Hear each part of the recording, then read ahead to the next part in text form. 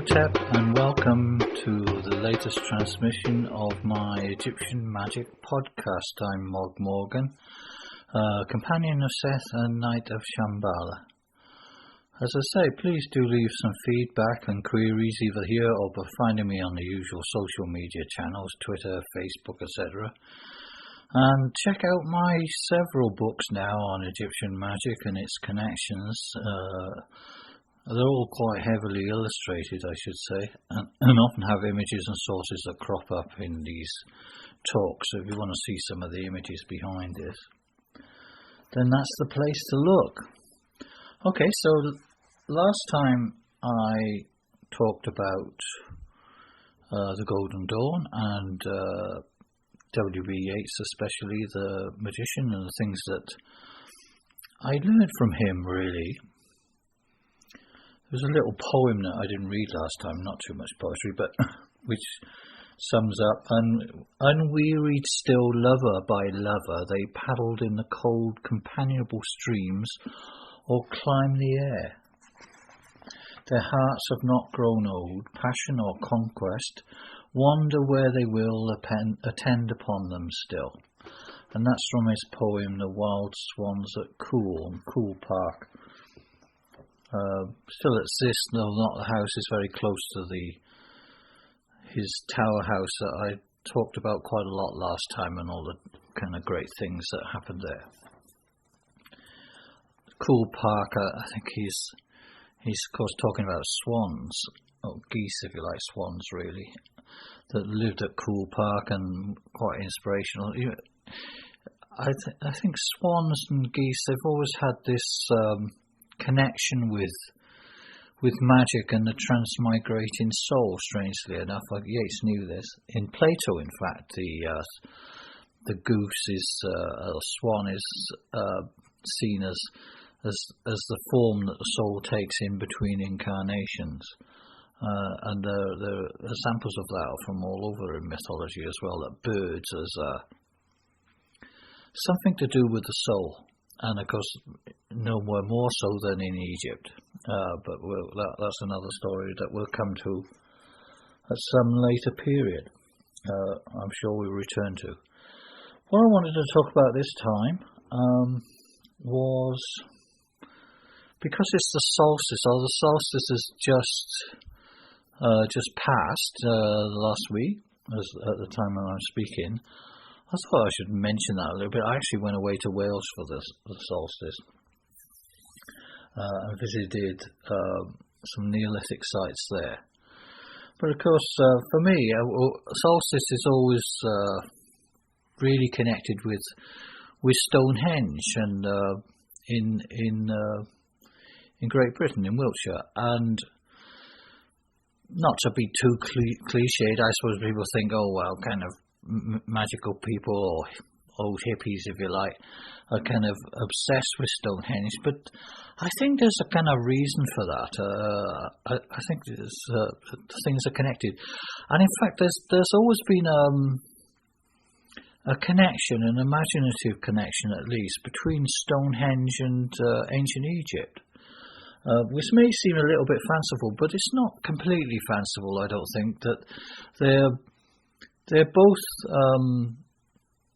you could say, megalithic cultures, in the sense that they both deal, the ancient Egyptian culture that so interests us, and our own Neolithic culture, which is kind of contemporary in a way, is the same sort of age. Some say the one in Britain is a bit older, but that's another issue.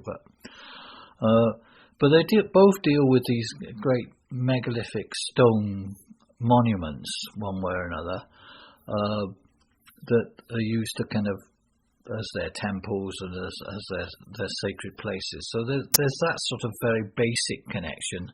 People often say that when Stonehenge was built before the pyramids, I think it's probably contemporary with it or whatever, but or maybe a bit earlier, but then the pyramids are a kind of much greater megalithic enterprise in lots of ways, and Egypt also has its long history of going back a little bit longer, certainly another 1,000 years before that, and other things before that indeed. Rather surprisingly, as I mentioned in the book Tankem, something that very much interested me was that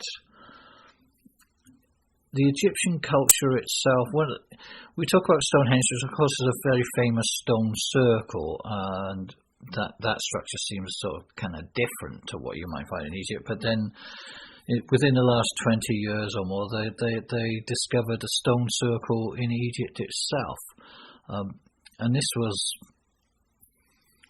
People were initially quite sceptical about that. They thought, oh, wow, of course they did, but they thought it can't possibly. It's not on the same scale, it has to be said. In some ways, it's on a greater scale, but it tells a very, very interesting story, and it does have some symbolic links with the Stonehenge we know in UK. In the desert, they found this in a place called Nabta Playa, which is a kind of bleak, arid sort of section of the Sahara Desert now. You couldn't imagine anybody ever lived there. But it's obvious that whole lots of the Sahara Desert is an enormous sea of sand. At one stage, quite a lot of activity there, and all sorts of secrets still being found out all the time. Lost armies and megaliths. So anyway, so I think quite by accident, some Egyptologist or scholar or whatever was riding across the desert to some other site, and they stopped for a rest break, if you like. Just happened randomly because the road is just endless. And he took a pee somewhere, and he noticed there was this kind of stone sticking out of the sand that he recognised straight away could only be been put there by human beings. It couldn't be natural. And they said, well, they made a note of it, and they thought they'd better investigate this kind of completely bleak piece in the desert. And eventually they found the remains of an extremely old settlement, older than ancient Egypt, the oldest elements, the oldest dynasties of Egypt, prehistoric as far as the Egyptians were concerned. But it was a stone circle, and they could tell when they measured it up, as they usually do, that it was used for navigation, for telling the directions, and all these different things. I think I'm right in saying there was another interesting feature to this stone structure, because it wasn't just a stone circle with this group of stones that was used as some sort of astronomical, spherical astronomy, I think they call it, for measuring transits of stars and planets. I think when they went through the layers of silt beneath it, they discovered, and this is layers of silt right down low, buried underneath the circle, another stone, which is also manipulated or chosen by these very, very prehistoric people, really. You're talking about 6,000 years before the Common Era, maybe. And this was in the shape of when you looked at it, you could see it was like a bull. It was the sort of bull you might see drawn in one of these ancient cave paintings. So that even that bit, that's remarkable. So you've got this very old stone circle, but also beneath the stone circle, you've got almost like layers and layers beneath this. So back in time, even further back in time, it's almost as if the stone circle is built in relationship to another buried object, which is such an important theme in magic and certainly in Egyptian magic. This idea of power objects buried beneath other power objects, really, beneath temples usually.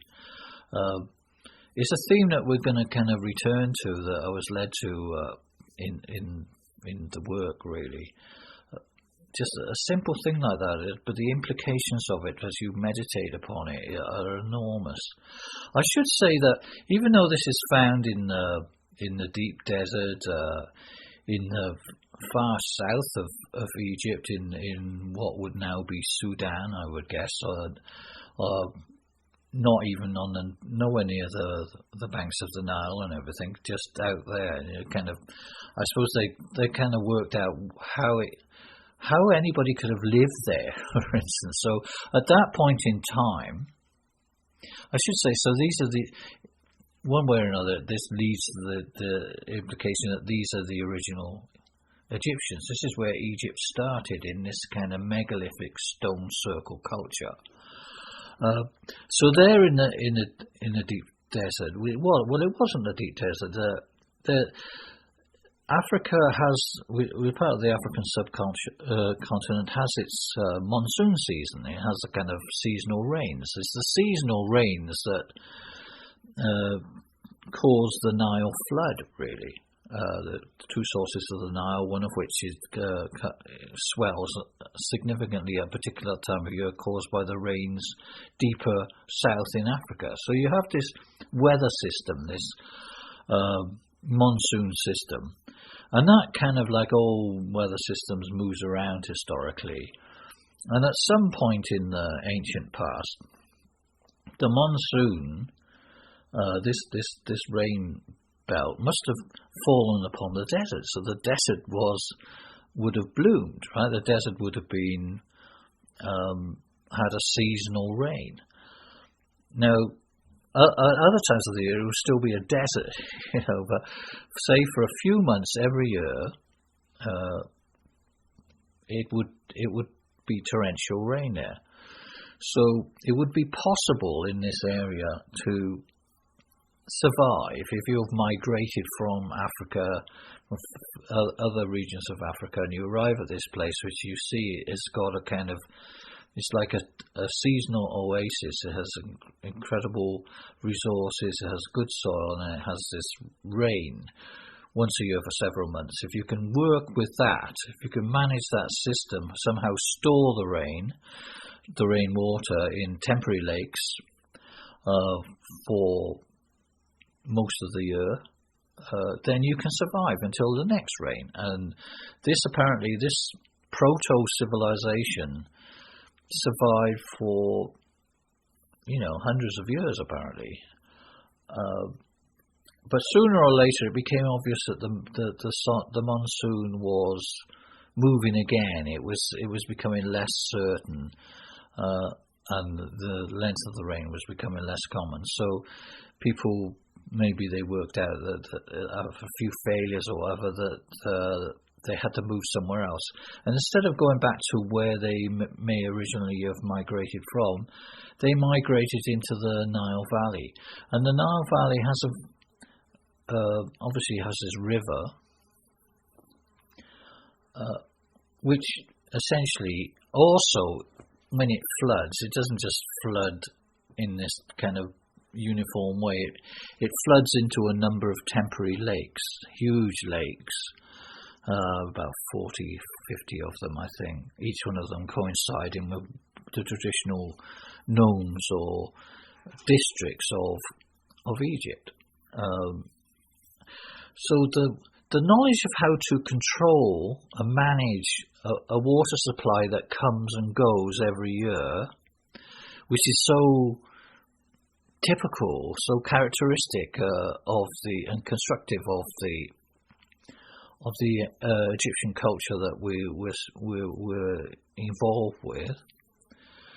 That skill was learnt first in the desert itself, in these desert oases, essentially, but they were more than the oases. They were sort of temporary lakes, huge temporary areas, lakes within the desert, which have only recently been discovered. So the old sort of saying that the Nile built Egypt, in some ways it's also the desert built Egypt, and the entities of the desert are the things that built Egypt equally as much.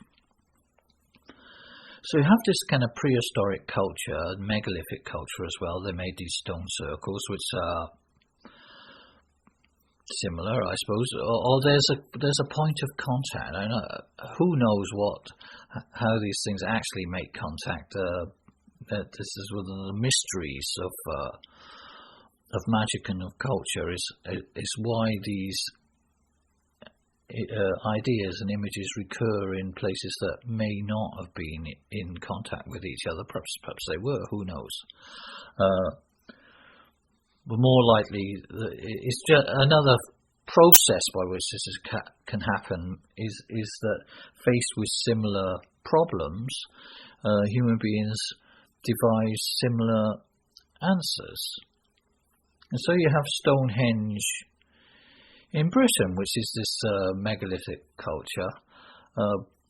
Initially, I say, I kind of, over the years, the first time I tried to visit Stonehenge with some friends in a witches' circle that I was part of, we decided to go out for the Solstice and the Stonehenge and all the rest of it.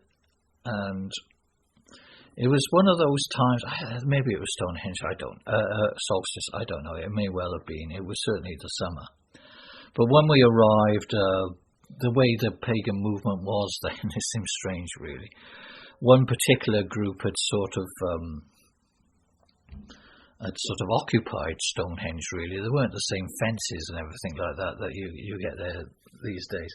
Well, one group had occupied the Stonehenge, and there was they didn't really want any other groups there, so we kind of ended up respecting that and going off somewhere else to find somewhere. So it was a kind of a bit of an abortive thing really, because actually, come to think of it, I hadn't been there before, but it's a very big site, and there's plenty of room for everybody, to be honest.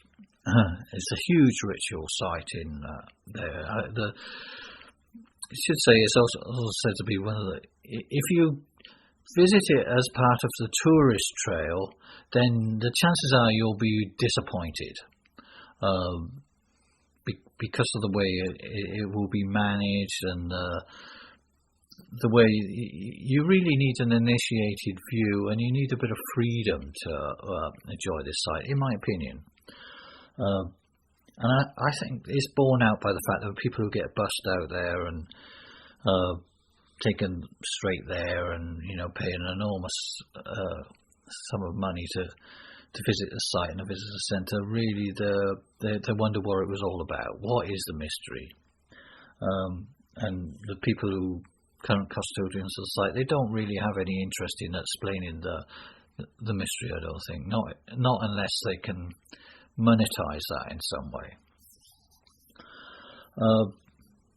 So I didn't visit. I don't think I visited the site for years after that first abortive attempt. Because fairly soon after that incident, the site became closed. The government decided to sort of seal it all off, and on festival days, I think it's all tied up with the politics of the time and everything like that. But there was an idea that people wanted to kind of go and live on the land, I suppose. And one of the cycles of the year was the fact that Solstice, they would go to Stonehenge and they would organise a free festival. Now this is, in a way, that fits with ancient practice. That is, archaeologists have since discovered that is probably the way the site was used. That there is an area, not the stone circle itself, but just away from it, that was used as a gathering place where people partied, essentially. Then they've been doing that I'm talking about in prehistoric times. They would party, they would feast, they would conduct all sorts of religious things. Ritual things, and maybe they would visit the circle itself for special elements of it. I would say for things to do with astronomy, religious astronomy, not the kind of normal type of astronomy, but the older religious type of astronomy, which is, about resonance really, one way or another. Anyway, so you have this site, and the government had decided, because it didn't want people roaming around the country too much in a free way. I should say there's always an issue as a pagan, it was kind of like a threshold. It sounds strange now, but just to say, I think I'll go out into the countryside at night and just go for a walk and with some friends and do a little bit of ritual. There was actually kind of almost a taboo about that.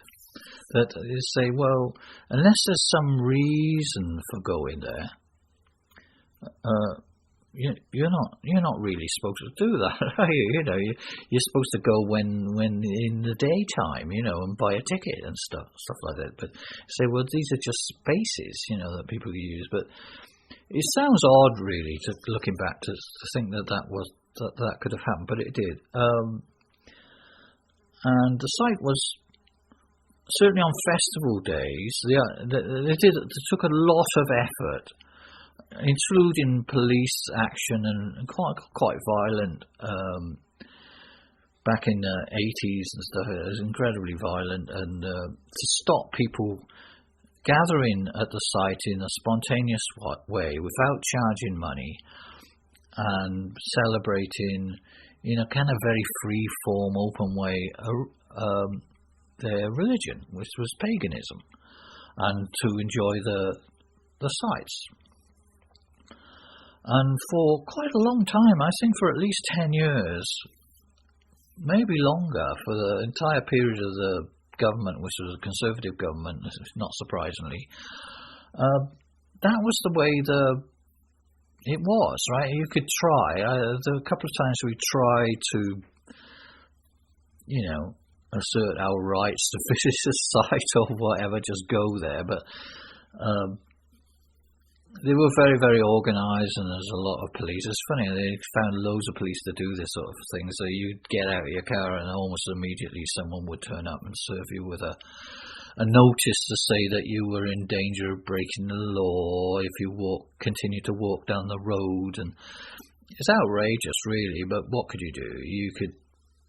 It's Solstice Eve in the middle of the night. You want to celebrate your friends and everything. You either risk being carted off to prison for the night, or your car impounded, or you head for another site. And at the time, our alternative was another Neolithic site, which is Avebury, which is about 15 miles away. I think we'd get there before dawn, and as the backup position.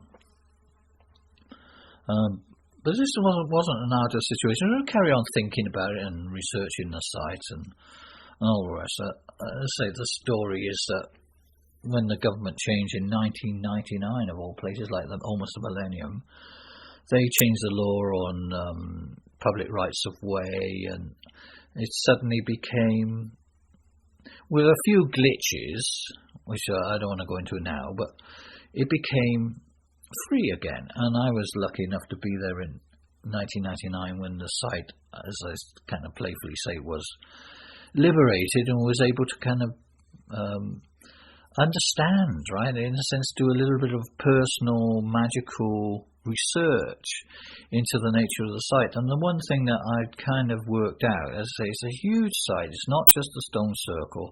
It has all sorts of other structures that are kind of only semi-visible, maybe just, I suppose the main thing is just the prospect, just the overall landscape from where the stone circle is, looking east to the sunrise. You've got this kind of vast plain, which makes a great viewing point for the horizon. And this thing of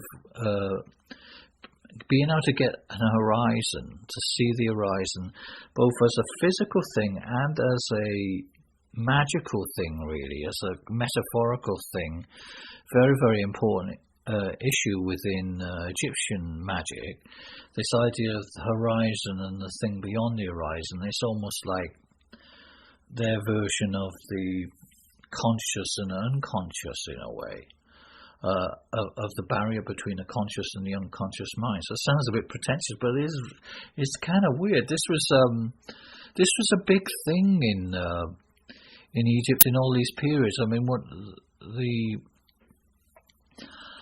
I suppose the issue came up initially. You kind of think of the famous pyramids of Egypt, they're orientated very to the four cardinal directions, which is one of the very important, so ubiquitous as an idea that you forget its importance, really. The north, south, east and west, the direction of the sun from east to west, and the direction of the Milky Way from north to south. This makes the four directions, and always has done since the Egyptians kind of mapped that out, really, or sorted out, but by an accident of geography, really, the way that Egypt is laid out, it falls into this cardinal arrangement, which is one of the reasons why Egypt was thought of as the temple of the world and as a very magical culture, is because there's this sort of natural arrangement to the elements, or certainly to the directions, which was always important right from the very beginning, and is very, very important, this idea of cardinality, to give it a name. Within magic, it's an incredibly important idea. And to orientate the pyramids in that way, there are all sorts of difficult technical problems then, because apparently they didn't have compasses or anything like that. And also, you can even just simple things like, how do you make such a big right angle? You just take it for granted that these things are easy to do. Or how do you measure an extremely long angle on a square? What do you physically use for that? Nowadays they have lasers, or they have wire or something like that, or they have all sorts of instruments and stuff, but none of those things have been found. If you use a piece of high quality string, for instance, which they may well have had, a sufficient length, then even that, it may well stretch slightly, but it only has to stretch a few, over the course of hundreds of yards, a few inches for the whole thing, for the pyramids to be wonky, which they're not.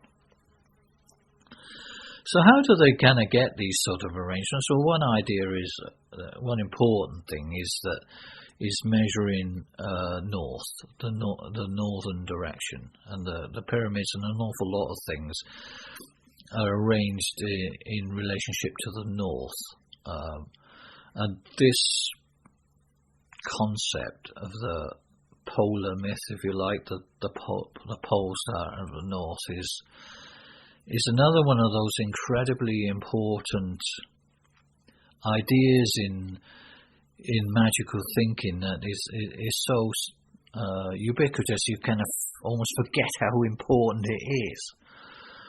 So they built apparently one solution to how they do this in terms of the pyramids. We'll come back and talk about the pyramids a lot, I'm sure, over the time, because they do figure in the story of magic quite a lot, one way or another. But anyway, one idea is that they built a false horizon, maybe with mud brick or whatever, sufficiently distant away so you can get a kind of sight line, if you like. And from this, they were able to kind of search for certain marker stars, and especially the stars in what they call the circumpolar stars, the stars in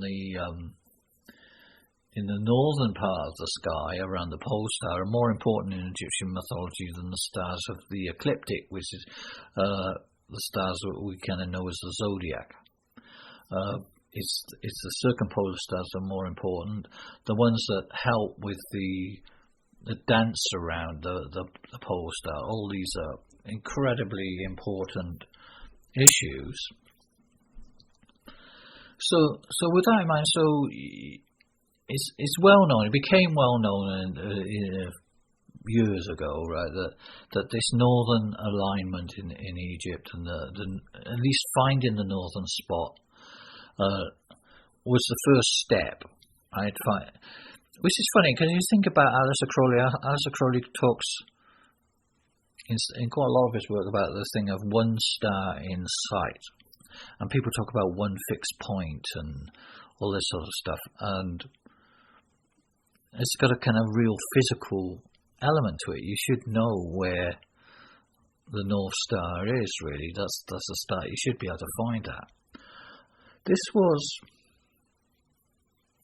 I suppose you could apply, if I talked a little bit about the ancient megalithic culture that existed before Egypt, the precursor of Egypt, where they found this kind of very ancient stone circle in the Sahara Desert at Nabta.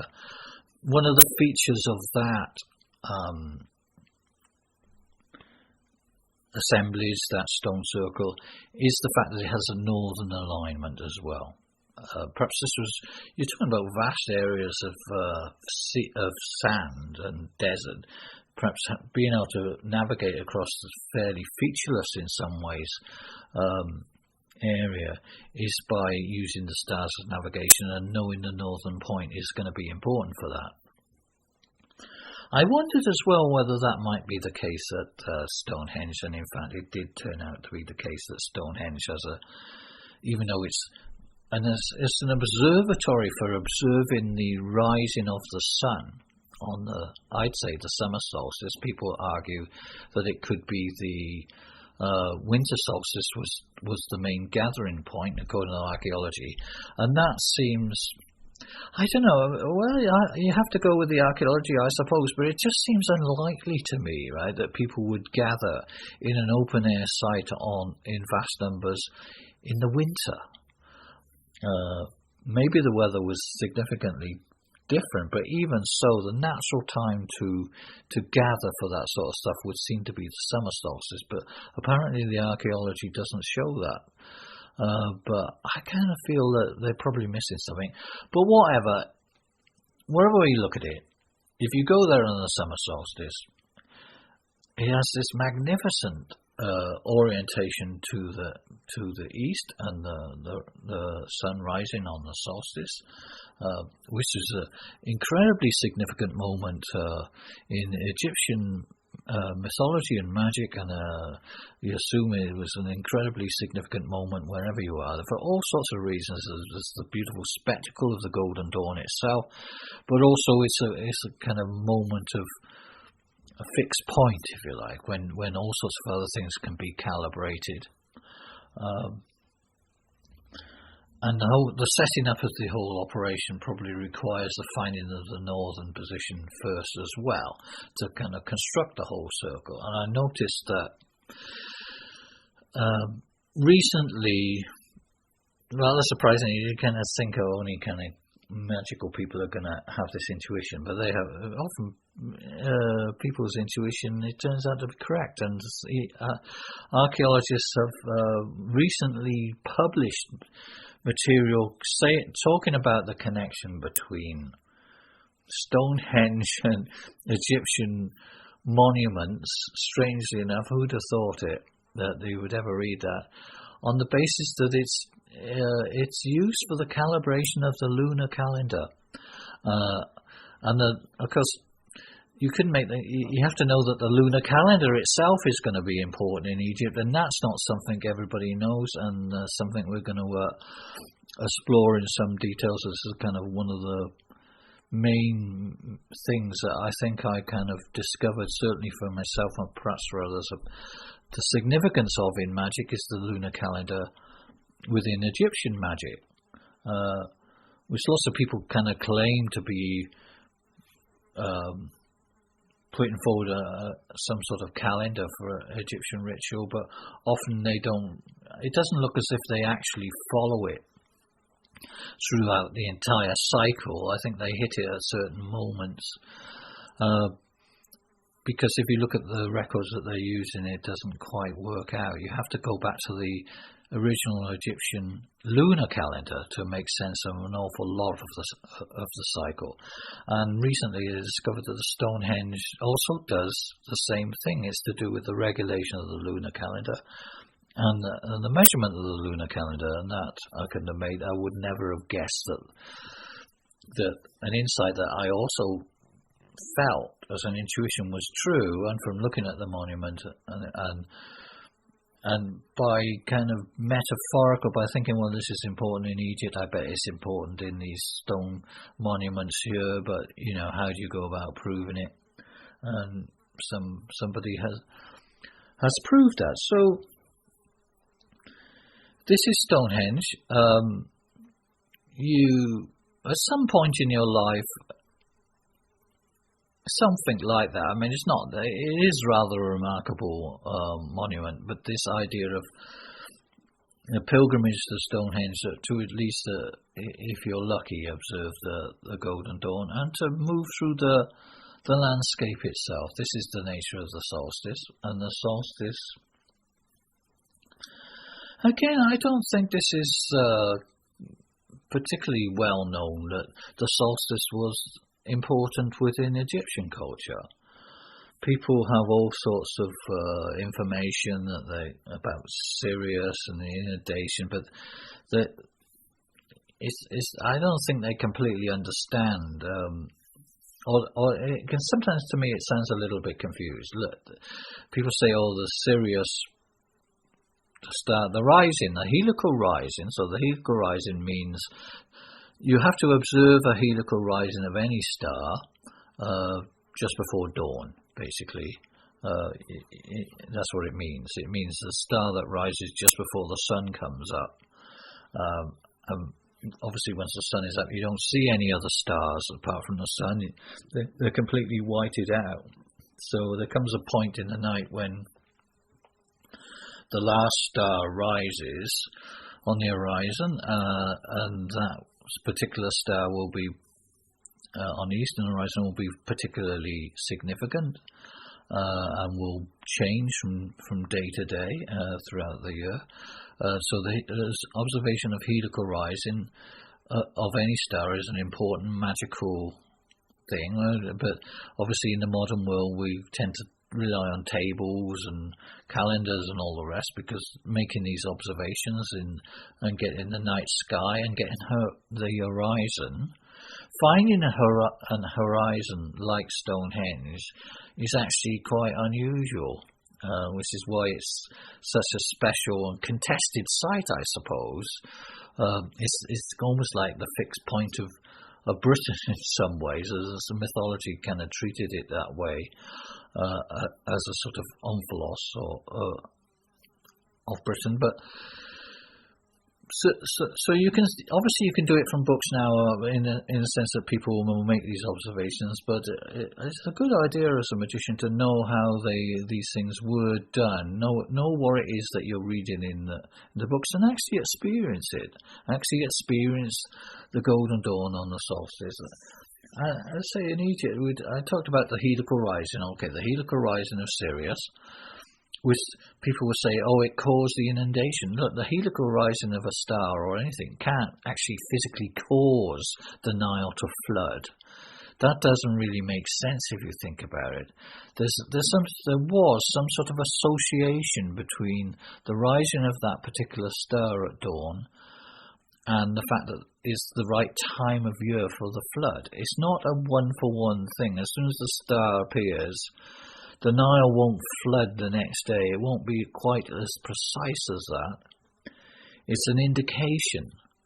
And it also won't tell you when to start your lunar calendar, if you like. It just means that the next month is next new moon is going to be significant. But that's just a quibble. The point being that the helical rising of Sirius, obviously this was standardized by the Romans to a particular date, which is about I think it's the 17th of July. So people regularly come back at you and say, the 17th is the helical rising of Sirius is on the 17th of July. And you say, well, no, it won't be actually. It was that 2,000 years ago. These days it's August or even September, I think, because of these phenomena move around. They track back through the year by a process called precession. So that being the case, you could roll the clock backwards and think, going back to the high culture of Egypt rather than the Roman period when it was finished, what What did the heliacal horizon of Sirius coincide with? The summer solstice. So the heliacal horizon of Sirius and the star Sirius, at some point in Egyptian culture, certainly in their heads, if you like, in their mythology, it coincides with the solstice, really. And it occurs in the month of the birth of Ra, the birth of the sun god Ra. So solstice, heliacal horizon, these are all kind of things that probably were thought of as being connected in some ways, and often they did coincide. And they would be the signal as well that the Nile was going to flood fairly soon. And there would be other things that would indicate that.